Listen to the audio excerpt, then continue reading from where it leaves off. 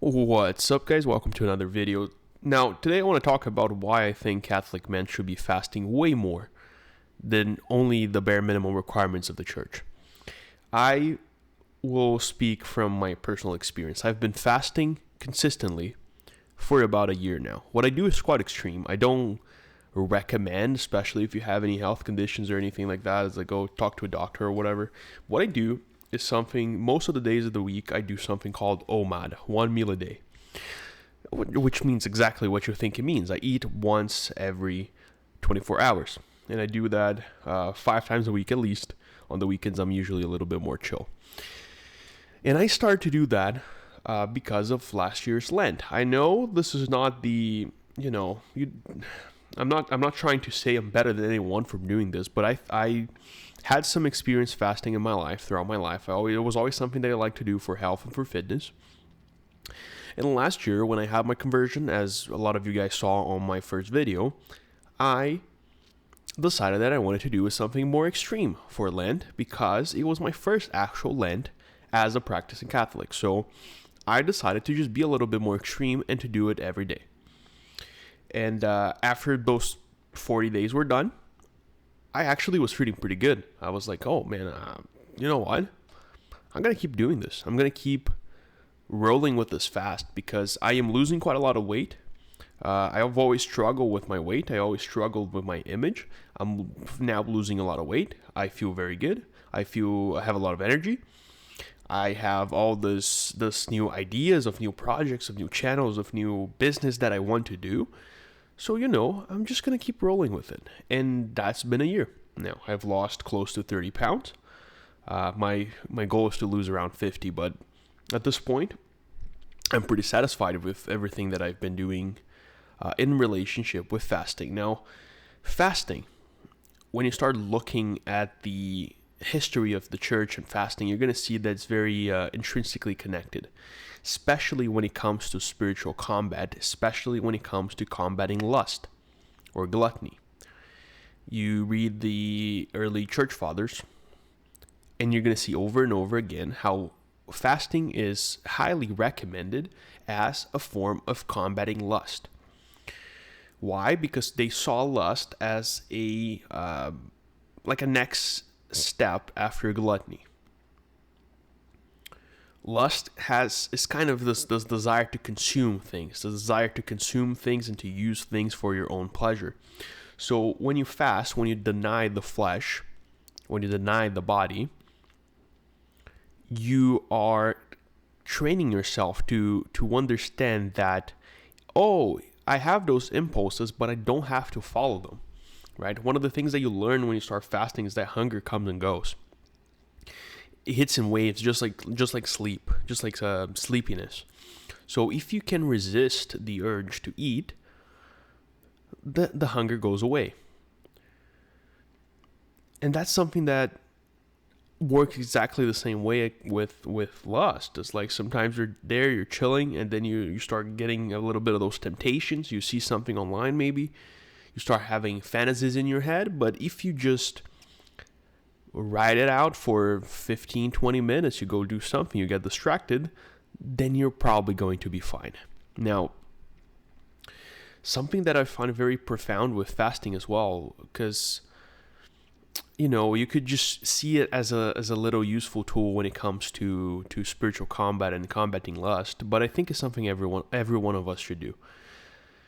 Because it has very deep symbolical and mystical conceptions that I can think of when I think about fasting, right? Fasting is, in one sense, is a very pure and beautiful and practical form of sacrifice.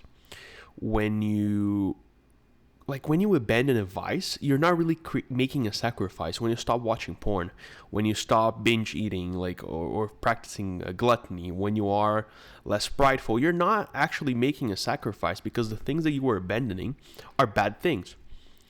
A sacrifice, like you're making Cain's sacrifice, you're making a suboptimal sacrifice. When you sacrifice something that is actually good, which is like food's good for you. Right? We all need it. When you sacrifice something that is good for you, that is an actual sacrifice because you're abandoning something good for something better. And I also find it beautiful when you think about the symbolism of emptying yourself, right? It's very interesting when you dive deeper into the science of fasting. You're going to come across this process called autophagy, which is this process in which your body consumes its own dead cells. It kind of cleans itself, and it's something that only happens when you're fasting, or that mostly happens, or that is accelerated by fasting. I don't know exactly all the details of the science of that, but it's something that happens, and again, it's accelerated when you're fasting. You do this process called autophagy, where you kind of clean yourself from the inside. You clean your own dead cells from your body. And it's quite interesting to think that if you empty yourself, when you empty yourself with fast, when you stop putting things in, consuming new things, your body, it's kind of going through a cleaning process, right? The same way that we have this idea, I think is very, no matter the religion of the person, if I tell you that, oh, you need to keep your sacred temple clean. If it's a church, if it's a mosque, if it's a synagogue, if it's like a Buddhist temple, everyone kind of understands. Everyone will agree with me. It's like, oh no, we should keep the temple clean because it is a sacred place, right? If you walk into a church and it's dirty, something's gonna feel wrong about it, because while this is a sacred space, we should keep it maintained and clean, right? And when we fast, I kind of see it as the same thing. You're emptying yourself, you're cleaning yourself to receive and to partake in something that is sacred, especially for us Catholics, that we believe that the Eucharist is the body of Jesus Christ. When you are receiving that, you have to be in something that they call an Eucharistic fast, because you have to empty yourself. You have to be like a chalice to receive something sacred. You cannot be filled with things when you put something sacred into your body, when you receive Jesus Christ. It's the same thing of the chalice. It's like the chalice with the blood of Christ. Our bodies can your own body is also called, right? People refer to your own body as a temple, right? When you can think of your own body as a chalice to receive the blood of Jesus Christ, the body and blood of Jesus Christ, and that thing has to be clean. That's why fasting can, if you look at it this way, it's a very beautiful thing. And I think us as Catholics, us as Christians, we have a big advantage over the secular people that try to do fasting, because they are fasting for health, they're fasting for fitness, they're fasting to lose weight.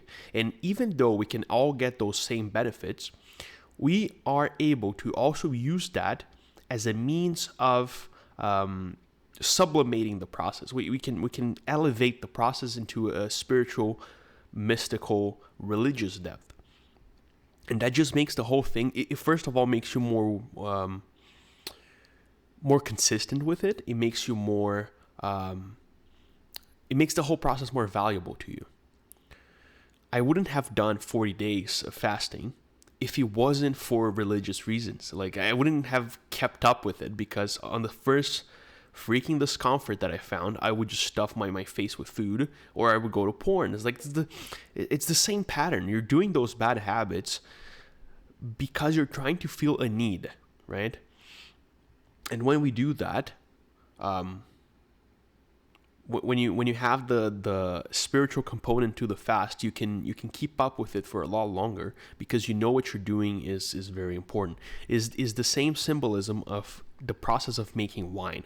The process of making wine is the process of letting the grape juice ferment. Like fermentation, right? It is a sort of is a sort of thing that it's a process of like destruction. It's a process of the degradation of the matter. So you squeeze the wines, you step on them. You step on the grapes the traditional way. They would step on grapes. They would put them in barrels. They would put them underneath the earth. So you kill that thing. You kill the grapes. You put them underground. You let it ferment, right? And after a while, that is underground, that is dead, because, underground dead, then you take it out, and it became this thing that becomes the blood of Jesus Christ during the Mass. It's like, it's not for any reason that at the wedding first miracle of Jesus is to turn water into wine. He is turning that thing into something that is sacred. He is getting that water. He could have turned it in any other freaking liquid, man. He could have turned it in liquid gold. He could have turned it in whatever he wanted. But why the hell wine? Why the fuck did he turn the water into wine? Because in this image of the wine, of the process of creating wine, we have the whole death and resurrection of Christ. It's very, very wisely that the Americans, they call the alcohol spirits. There's an alcohol called spirit, because they would think, when you're making whiskey, for example, there's a part of the whiskey that evaporates, and they call that the angel's portion. So it's kind of like alcohol is something that elevates, right? It evaporates and it elevates and it gets sublimated. It's the same thing with wine. Now, I did this whole speech and I did this whole thing, and I want to talk about mogging. Because I was thinking about this. I don't know if I should include this in this video, if it has anything to do with the topic. I think it does, man. But one of the things about fasting is that it can be very closely related with the losing weight. It's what I was saying at the beginning of my experience of losing a lot of weight, of getting in a lot better shape than I was my whole life, pretty much. I am in, right now, the best shape of my life. And I want to preface with this. There's no virtue if there is no ability to do something. You can't praise yourself for, let's say, I couldn't sit here and say that it's like, oh, look how good I am, because I don't start fighting people in the traffic. I don't have any problems with anger. It's like, I don't have this impulse to fight with other people in traffic. So even if it's, yeah, it's good that you don't. I said it's a sin that I don't commit. Fantastic. But it's like, I don't want to. You know what I mean? It's like, imagine someone that has no libido saying how great they are for not falling into lust. It's like, my dude, you don't even want to. Or it's like, even if you wanted to, you couldn't. Oh, imagine a homeless guy praising himself because he doesn't splurge with his money. He doesn't make impulsive purchases. It's like, my dude, even if you wanted to make impulsive purchases, you couldn't. It's so, I have a very different sort of respect when I see people that are absolutely mogging others when it comes to looks, when it comes to fitness, when it comes to material success. And they go and they turn and they say, it's like, sometimes I see some beautiful girls on Instagram that are very Catholic. Like, actually, I mean, they say they are, so it was like, I have no reasons to not believe them. Or really good looking guys that are in shape that are also Catholic. And they say and they go and they're like, they could have a roster if they wanted to. They could have all the promiscuity that the modern world incentivizes so much and elevates so much. But they don't. And they go like, oh, no, I'm saving myself for marriage. I am not going to indulge in those things. I'm not going to partake in those kinds of actions. That gives an extra layer of respect, because you can clearly see that if that person wanted to do that shit, they could. It's very different from someone that has no social abilities, completely unattractive, saying that they're keeping themselves in chastity and pointing fingers at other people because they're not being as pure as he is. And that's like, dude, even if you wanted to, you couldn't do that, right? So I think that there's very little value in just telling people to not do things when everyone around them tells them is a good thing to do. This is me saying as someone that spent most of my life living a very secular lifestyle. If a religious person came to me at any point at that time and was trying to tell me how promiscuity was bad and how all those things were bad, I would just ignore it. Because, man, it doesn't, especially if the person, it was a, like, quote unquote unsuccessful person, from my perspective. So I think the best way is that we have to, in a sense, beat them at their own game. We have to become more attractive. That's why the bio of this channel. I'm going for this like. That's why I use this like looks maxing terms. That's why I'm going for kind of this like looks maxing for Catholic guys, and that's why I'm trying to unite a little bit of those two things, because I think that sometimes it's very neglected in the Catholic space, in the religious space online. From what I see about like content, I think we should, in a sense, beat them at their own game. Now, I'm not saying to become part of this world and become worldly and search for those vain things. It's like the things that the secular people want, it's in a lot of senses like good stuff, right? Sex is good. I'm not a Puritan. Sex is good when it's within the context of marriage. Money is good when it's put to service of the family, of the community, of the more unfortunate people in the society. Like, search up how expensive it was to build a cathedral during the Middle Ages. I saw somewhere that it was like the equivalent of sending someone to the moon in the 50s. And those guys were building that shit left and right. So money can be used to glorify God.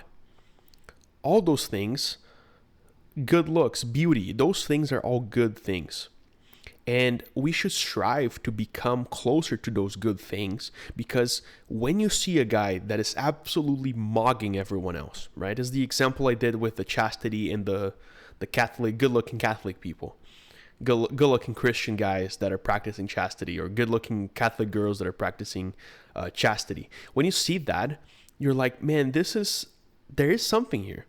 Because I see this guy and he is in shape. He is in better shape than everyone else. He looks better than everyone else. He takes care of himself. He's well-groomed, well-dressed, smart, funny, charismatic, has good social skills, right? A lot of friends. But he's also very kind. He's very respectful. He's very, good. And this guy, wow, he is also a Catholic. He's also a Christian. Maybe I should take a look into it. Maybe I should dude, what are you doing to be like that? Tell me more about that. And when that happens, when you're kind of show this like, in a sense, this it's funny to say that, but it's like this physical superiority. When you show, and you don't just tell them what you should do, but you show them through your actions. You let your life become your testimony. You let your physique, the care that you put into your own appearance as like a way of showing that like a closer alliance to beauty.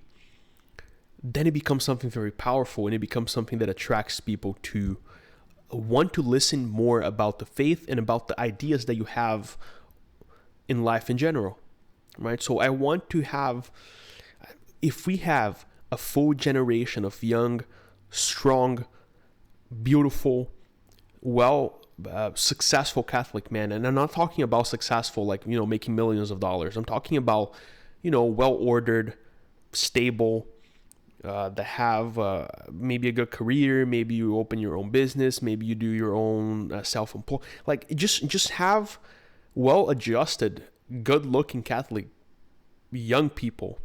This kind of draws this whole thing. This kind of draws this attention that is like, oh, it's not just the weirdos in the woods that are preaching those things. It's like, oh, this is those people are units. There's this anime. I'm a big anime guy, right? And One Piece. I'm sure you guys heard about One Piece. One Piece has this very interesting concept that you realize that the more someone is chasing their dreams and being good and chasing like the good, actually not even chasing the good, but the more a character starts living a life of purpose, the more good looking they become. You get a character, for example, Kobe. Kobe, at the beginning of the anime, he is this little dorky little dude, small, chubby, round little nerd glasses, kind of like the ones that I use, but not that much. He's just very, basic dork. As he starts to follow his purpose, as he starts to find his vocation, to train hard, to try to do what's good, to try to live a life with virtue, he has this insane glow up. And the same thing can be seen across other characters of this anime. Like the closer someone, the more someone pursues their purpose, the more attractive they become. And I know the author probably does this intentionally, but I don't know much about that. So yeah, that's kind of my message for today, man. We should be fasting more. If you want to do that, start slow. Start with like maybe 1 or 2 days of a week, and then you start building up from there. Okay. Now that's all for today's video. It was a pleasure having you here, and have a blessed week. Cheers.